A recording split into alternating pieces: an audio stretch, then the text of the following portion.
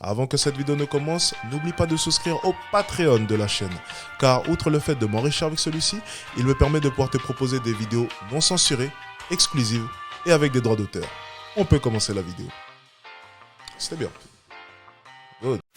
On part sur la drague féministe, prenons des notes, Brut, Canal+, Yes vous aime. On est parti. Il existe une technique pour séduire les femmes, encore plus efficace que de l'argent, une belle voiture ou un bel appartement. Et ça s'appelle le féminisme.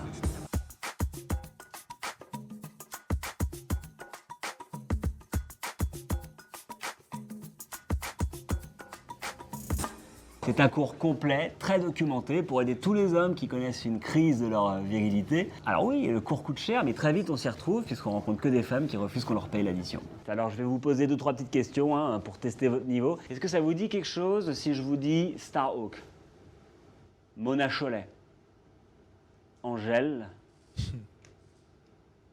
Ouais, niveau de base donc. On commence par rassurer tous les hommes qui ont peur de l'engagement en leur rappelant qu'il n'y a pas de meilleur plan cul qu'une féministe qui ne veut pas d'enfant. Il est où le clitoris? Allez, où est-ce qu'il est? C'est pas ça. Je voyais à travers en plus. J'enseigne des techniques de séduction basées sur une inversion des rôles pour donner l'illusion aux femmes qu'elles sont actives et qu'elles ont rencontré l'âme sœur. Monsieur, vous avez fait tomber votre Virginie Despentes, waouh. Pardon, j'étais trop occupé avec la liste des courses de ce soir. Vous allez à la Biocop? Ouais, Ouais, moi aussi, on peut y aller ensemble? allez. Ouais. Ouh, il est bon. Prenez des notes, les gars. Je dis toujours aux nouveaux que si la femme qu'ils fréquentent commence à douter de leur sincérité dans le combat féministe en relevant quelques petites contradictions, comme par exemple leur manque d'attrait pour les poils sous les bras, ils peuvent toujours mettre fin à la conversation en lui demandant son avis sur le port du voile. L'acte sexuel ne passerait pas forcément par une pénétration. Pénétration qui est d'ailleurs un terme que vous devriez remplacer par circlusion. C'est une pénétration active. C'est la femme qui vous circule. Courage les gars. Plus longtemps vous tenez, moins il y aura de concurrence. Oui, connais.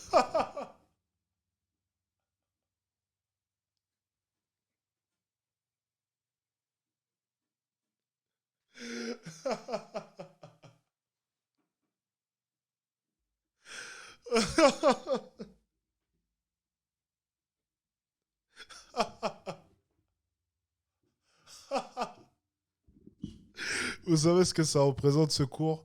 C'est les hommes alpha qui se retrouvent dans un monde de féministes et qui n'ont pas d'autre choix que de mimer le fait d'être devenus hommes soja. Donc on laisse tomber des livres de féministes pour venir se faire draguer.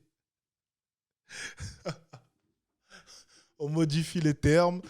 C'est excellent. C'est excellent. Allez, on continue. Les femmes apprennent l'existence de ce cours, c'est sûr qu'elles nous accusent d'opportunisme, de n'avoir aucun scrupule à mentir pour leur plaire, de présenter une version idéalisée de nous-mêmes qui va forcément les décevoir le lendemain. C'est sûr, mais là-dessus on n'a rien inventé. Ça s'appelle la drague. Ok, c'était pas mal. Ah, c'était excellent. On se regarde un deuxième sketch? Attendez, on s'en tape un deuxième, tiens. Allez, on enchaîne directement.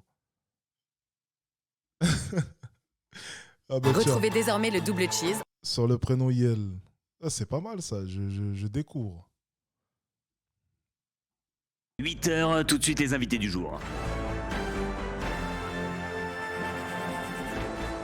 Il, elle et maintenant Yel, quel est ce nouveau pronom qui fait polémique?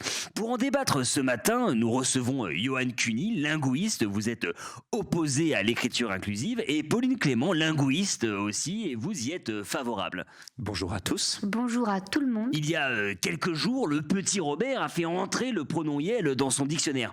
Pour vous, Pauline Clément, c'est une avancée? Oui, ça faisait longtemps qu'on se battait pour, et en termes de reconnaissance des minorités opprimées, on ne s'attendait pas à voir Robert s'engager avant Larousse. Et moi je pense qu'il s'agit d'un virus qui contamine la langue française et que la dernière fois que 3 lettres ont donné des propos aussi incohérents, c'était par les défenseurs du LSD.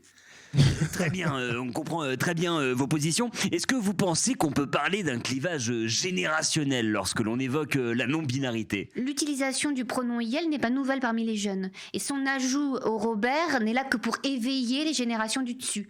Parce qu'aujourd'hui, les gens qui utilisent un dictionnaire, ce sont surtout les joueurs de Scrabble. Ouais. Et moi, je crois que le dictionnaire ne fait pas autorité dans l'intronisation des nouveaux mots et qu'il faut être extrêmement vigilant quant à la défense de notre belle langue française face à l'arrivée de problématiques anglo-saxonnes. Et que si on ne fait rien, je ne veux rien divulgacher, mais ça va mal finir. Spoiler. Nous avons une question au standard d'un auditeur ou d'une auditrice d'ailleurs, je ne sais pas, puisqu'il s'agit de Dominique. Alors, quelle est votre question, monsieur ou madame Qu'est-ce que ça peut vous foutre? C'est sûr, on vous écoute. Ouais, c'est juste pour rappeler que l'inclusion dans la langue française n'est pas un phénomène nouveau. Au Moyen-Âge, on utilisait les mots autrice et doctoresse, donc tout ceci n'est qu'un cycle. Oui, et d'ailleurs, en France, certaines régions, de par leur accent, utilisent déjà le langage inclusif. Par exemple, pour définir les gens qui nous écoutent en ce moment, en Corse, ça se prononce auditeurice. Très bien, alors sur le papier, c'est très beau de vouloir reconnaître tous et tout le monde, mais n'est-il pas un peu utopiste de penser que cette nouvelle inclusion puisse s'intégrer dans une langue aussi complexe et exigeante que le français? Oui, tout à fait. Alors déjà, première chose, Yel, on ne sait comment l'écrire. Apparemment, ça peut s'orthographier Yel I-E-L ou Yel I-E-2-L-E. Donc déjà, on ne sait pas. Ça, c'est comme vous voulez, c'est vous qui choisissez. Oui, et sur l'accord des adjectifs. Est-ce qu'on dit Yel est beau, ou Yel est belle, ou Yel est bôle? C'est comme vous voulez, la beauté, c'est subjectif. Non, mais c'est pas subjectif, madame, il y a des règles. Si. Non. Oh, les acteurs sont excellents.